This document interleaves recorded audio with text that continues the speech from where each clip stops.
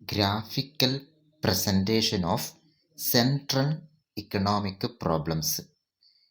കേന്ദ്ര സാമ്പത്തിക പ്രശ്നങ്ങളുടെ ഗ്രാഫിക്കൽ ആവിഷ്കരണം. Graphical presentation of central economic problems. Okay, നമ്മൾ PPC എന്താണ്, അതിൻ്റെ നിർവചനങ്ങളൊക്കെ നമ്മൾ മനസ്സിലാക്കിയിട്ടുണ്ട്. ഇവിടെ നോക്കുക, ഒരു കർവ് നോക്കാം. എക്സ് ആക്സിൽ എക്സ് എന്ന് പറയുന്ന സാധനവും വൈ ആക്സിൽ വൈ എന്ന് പറയുന്ന സാധനവുമാണ് ഇവിടെ പ്രൊഡ്യൂസ് ചെയ്യുന്നത്. ഇവിടെ ഒരു PPC കർവ് നോക്കാം. പി എന്ന് പറയുന്ന കർവ്, അതിൻ്റെ അകത്ത് വരുന്ന ഏതൊരു പോയിന്റും, അതായത് Q ആയാലും R ആയാലും S ആയാലും സൂചിപ്പിക്കുന്നത് വിഭവങ്ങളുടെ പൂർണ്ണവും കാര്യക്ഷമവുമായ ഉപയോഗത്തെയാണ്. അതായത് ഇക്കണോമിയിൽ എത്ര വിഭവങ്ങൾ ലഭ്യമായിട്ടുണ്ടോ അത് കംപ്ലീറ്റ് ഉപയോഗിച്ചു എന്നതാണ്.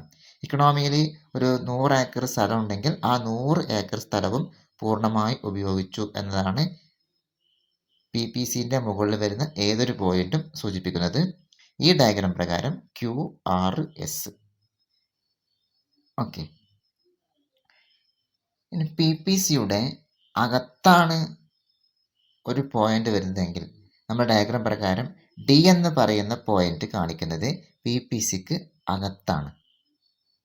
അത് സൂചിപ്പിക്കുന്നത് വിഭവങ്ങളുടെ ഭാഗിക ഉപയോഗം.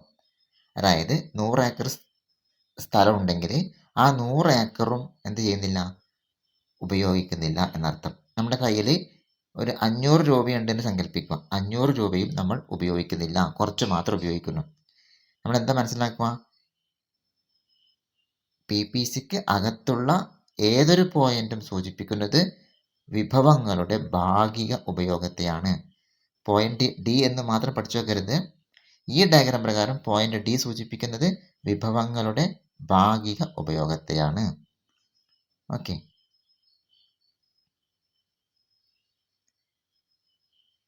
ഇപ്പോൾ ഒരു രാജ്യത്തെ തൊഴിലാളികളിൽ എല്ലാവരെയും ഉപയോഗപ്പെടുത്തുന്നില്ല എങ്കിൽ വിഭവങ്ങളുടെ ഭാഗിക ഉപയോഗത്തെ സൂചിപ്പിക്കും.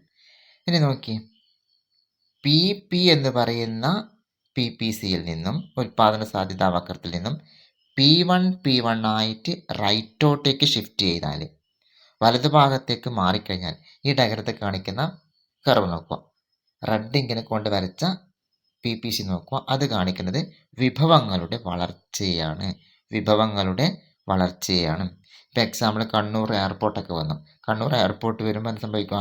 ആ മേഖലയിലെ ഉൽപ്പാദനങ്ങളൊക്കെ വർദ്ധിക്കും. അതെന്തിനാണ് സൂചിപ്പിക്കുന്നത്? വിഭവങ്ങളുടെ വളർച്ചയാണ് സൂചിപ്പിക്കുന്നത്. വിഭവങ്ങളുടെ വളർച്ചയാണ് വലതുഭാഗത്തേക്കുള്ള PPCയുടെ ഷിഫ്റ്റ് കാണിക്കുന്നത്.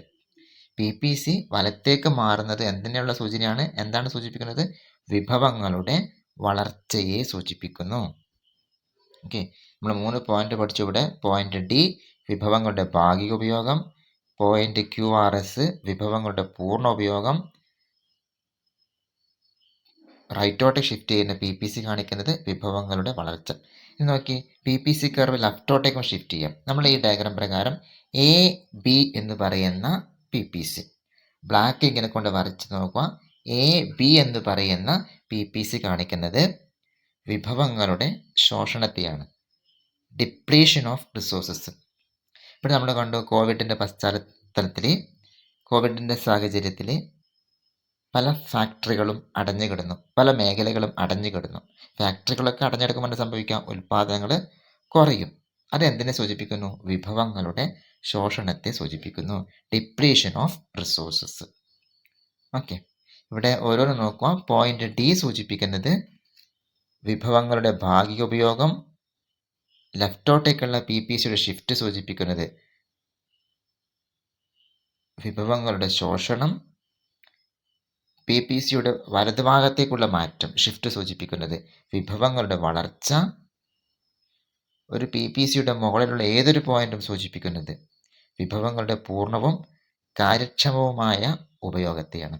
നമ്മളെ ഈ ഡയഗ്രാം പ്രകാരം QRS എന്ന് പറയുന്ന പോയിന്റ്, PP എന്ന് പറയുന്ന PPCയിലെ QRS തുടങ്ങിയ പോയിന്റ് കാണിക്കുന്നത് പൂർണ്ണ ഉപയോഗമാണ് വിഭവങ്ങളുടെ. ഓക്കെ.